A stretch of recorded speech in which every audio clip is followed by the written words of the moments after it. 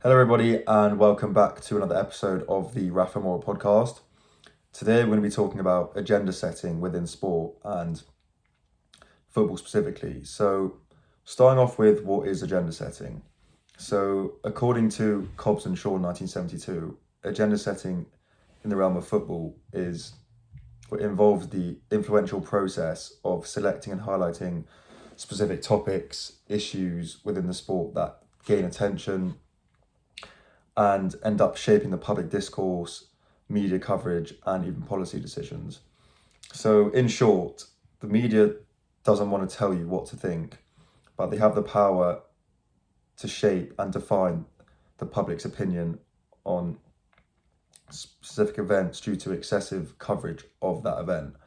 So, starting off with the media's influence on football agenda setting, the media platforms, they all wield significant power in setting the agenda for football discussions, coverage, narratives, and debates, which often reflect the media's preferences.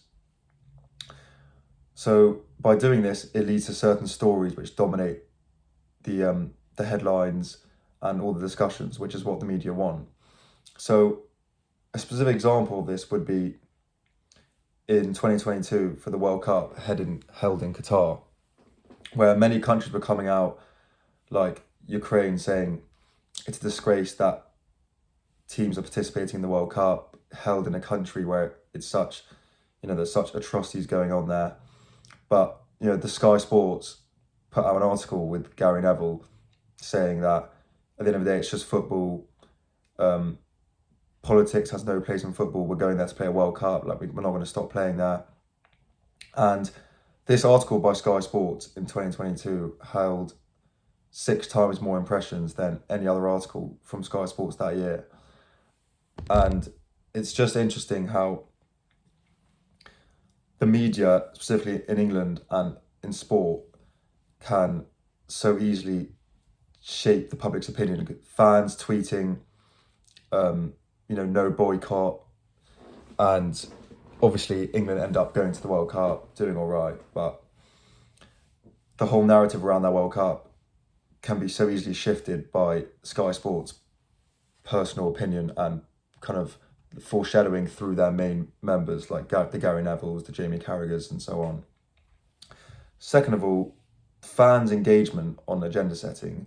So football fans play a crucial role in agenda setting. So the collective opinions, discussions on social media, and engagement with various content contribute all to the prominence of certain topics, which again leads to certain fan-driven agendas that clubs, leagues, media outlets, they all pay attention to, which overall influences the overall conversation around football.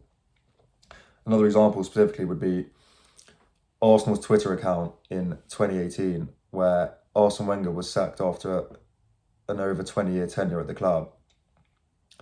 Arsenal's media team were constantly putting out Arsenal's latest results, trying to boost the fans' perception of the manager. But in the year 2018, Arsenal's Twitter account had more hate comments and abuse than the previous 3 years before that, going up by 12%.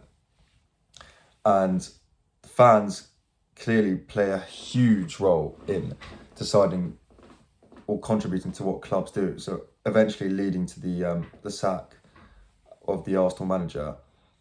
Third of all, the socio-political impact on football is not detached from societal issues. Agenda setting in football often involves discussions about racism, gender equality, politics, and socio-economic disparities.